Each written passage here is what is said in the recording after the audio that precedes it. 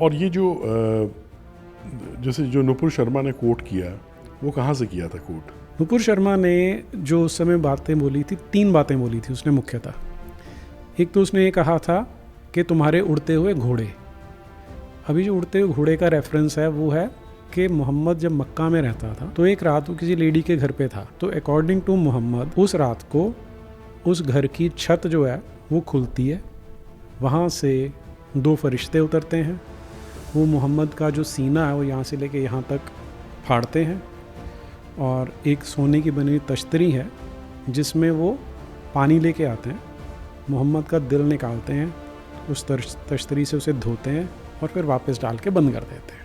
और इसके बाद वो एक जानवर लेके आते हैं, उस जानवर को उनके वहाँ बुराक कहा जाता है।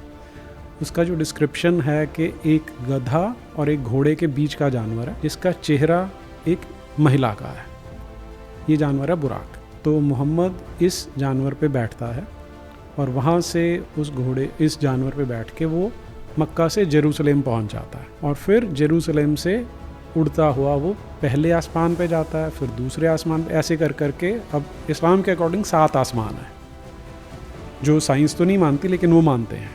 तो 7 आसमानों पे वो उड़ के गया था और फिर वहाँ से वापस आया था। इसका उल्लेख हदीसों में मिलता है। कुरान में केवल एक आयत में एक सेंटेंस मिलता है कि जो तुम्हें जेरूसलम तक लेके गया था, केवल इतना रेफरेंस कुरान में, बाकी हदीसों में है इसका। दूसरी बात उसने बोली थी कि धरती चपटी है, क्योंकि कुरान ये बात बोलती है, और उसने इसमें जो कोट किया था कुरान का चैप्टर नंबर 88 आयत नंबर 15 उसने कोट की थी कि धरती को फैलाया गया है।